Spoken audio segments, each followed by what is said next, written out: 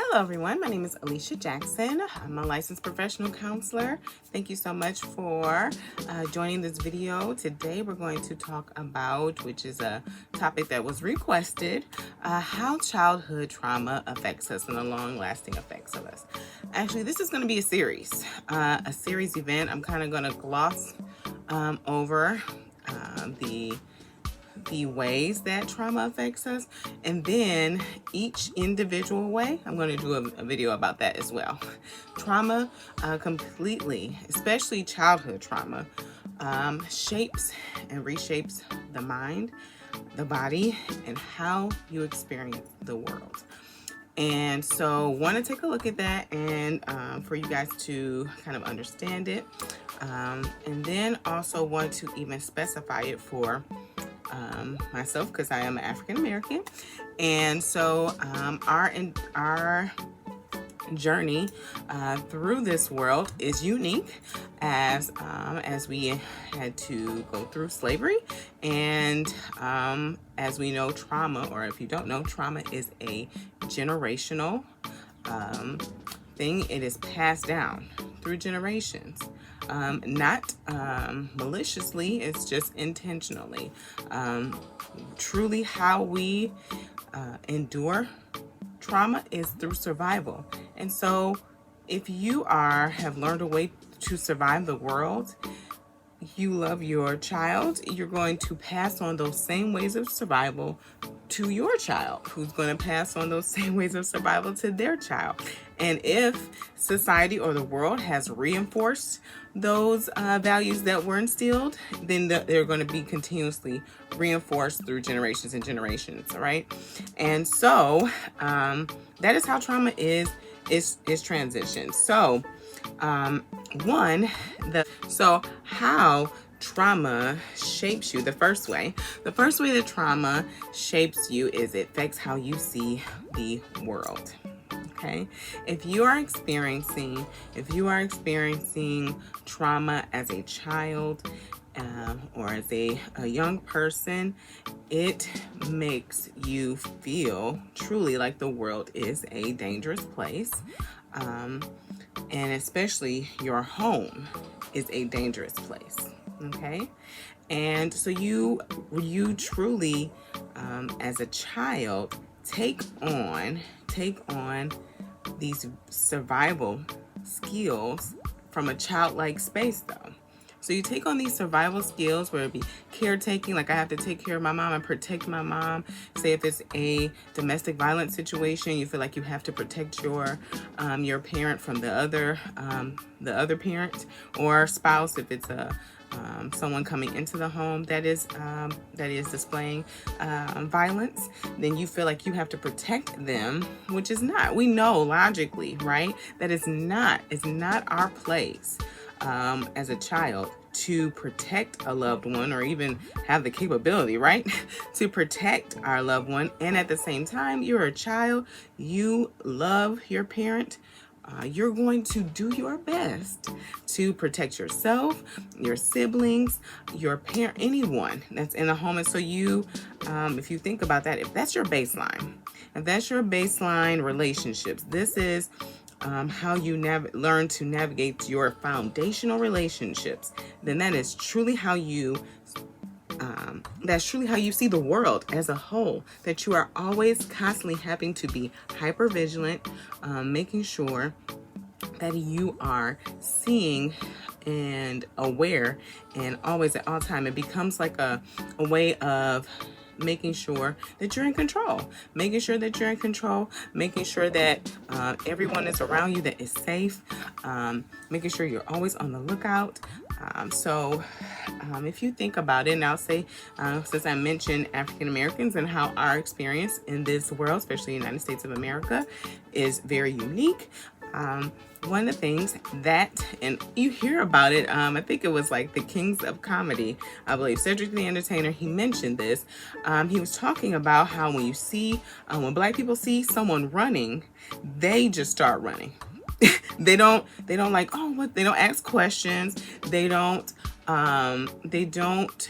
try to look and see what's happening and try to figure out, oh, let me go see what this person is talking about, that, or why are they running? Let me go check it out. They don't act, no, they're like, oh, they're running. It must be, it's danger. So we're gonna run. And then we'll find out what happened later, as long as we're safe. And so people of color tend to be, especially African Americans, tend to be more hypervigilant and just have a cultural mistrust of, especially the United States of America, people who are non-people of color, and of course people who are non-people of color in places of power. Okay, so also the vaccine, for an example, people truly had some leery and big questions and concerns about the vaccine. Of course, just the obvious that it was, it was tend to be, was done in a very short period of time, but also African Americans, we know this, have had some very horrible things done to us in the name of science and in the name of our government, and we're not protected, and also that shows up even in our families. Okay, so if this is your baseline relationships, you are putting yourself, you're in hypervigilance, you're in protective mode, you are going to see your world that you live in as a dangerous place and a place that you need to protect yourself from. And you're going to also pass on that same thoughts, those same beliefs, and things that have protect you. They do protect you. Things that do protect you, and you're going to pass those on to your children. Okay, and so it truly shifts and shapes how you see the world. Okay, it can also change how you see. Second way, childhood trauma can affect us. That it can also change how you see the people that you engage with. And this could be just your family, that's what we're talking about, friends, of course, if you're talking about childhood trauma, people you're interacting with in school. You think about, we talk about anxiety. So the way that we respond to anxiety, because we all have it, we all have anxiety. Anxiety is a good thing. I know people are like, say what now? Yes, anxiety is a good thing. It protects us, right? So we learn, like, ooh, that's, don't do that. That's dangerous, right? So our body lets us know that's not good, okay? And we get those signals, and so we either we fight, flight, or freeze, okay? And that's how we respond to anxiety, and we respond to danger. So if you already, as a child, are experiencing trauma, the way you respond to the world is fight, flight, and freeze. Okay? And so if you think about just as a child who is engaging in the world as a place that is dangerous, the people in the world are the people who are bringing the danger. And so you don't trust people. You just don't trust them. A way of surviving is locking down your emotions, protecting yourself, having a tough exterior. You might be more physically aggressive. You might have lots of questions, be very leery of people, not keep people at distance, not have too many friends. If people get too close, you need to pull back from them.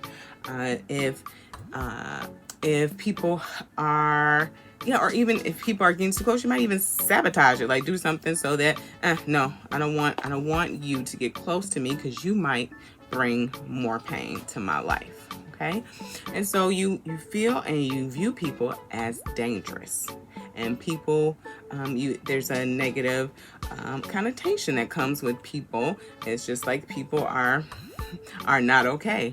And I have even experienced that a lot of people who experience a lot of childhood trauma or have experienced some bad experiences from people, they attach to animals. They attach to animals very, very much, just because animals are safe. They view animals as safe people, or safe beings to attach to, versus people, because you never know what you're going to get. And again, if trauma is your baseline, that is your interaction. It's not hugs and warm kisses and cuddles and singing you a lullaby, a bedtime story. That's not your baseline. Your baseline is survival. Then people in your life bring danger, and you are very leery and detach yourself from people. Okay? So that is how the second way, how trauma affects us, childhood trauma.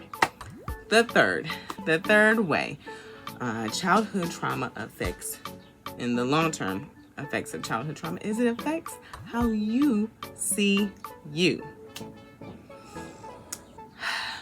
I'm taking a deep breath because this one is, I have to be transparent, as I am with you guys from time to time, that this one breaks my heart.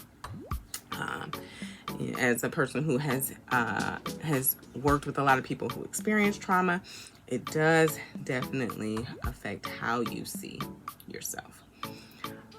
You remember, trauma is the baseline. Trauma is the baseline, and you as a child experiencing the world, you're seeing other people in the world not receiving this trauma, not receiving this treatment, okay? And as a child, our minds are very small. Not to say that we're not intelligent as children. That's not what I'm saying. Children are sponges and they soak up everything. They're very smart. But our view of our mind and the world is small. It truly is just us. Children really rarely see outside of themselves. And so whenever we experience pain, whenever something bad happens, we attach blame. We attach blame because we have to assign the pain. Who's bringing the pain? We rarely, as children, just because we are coming from a protective place, we're protecting the people in our lives, right? Remember? And so the people that truly cause the trauma, the pain, it's me. It's my fault. I must have did something wrong. I must not be worthy of the treatment that other people are receiving because of the pain that I have received and experienced in my life. It was my fault. I should have known better. I should have done better. I shouldn't have had that bad behavior. Okay? So that it internalizes it, and the person or the child who is experiencing this internalizes it and feels like it's their fault that they have gone through these things. Very sad. It makes me sad. And so in addition to that, oftentimes too, if we're talking about where we were before with the second way trauma affects us, which is interacting with people, if we're at fight, flight,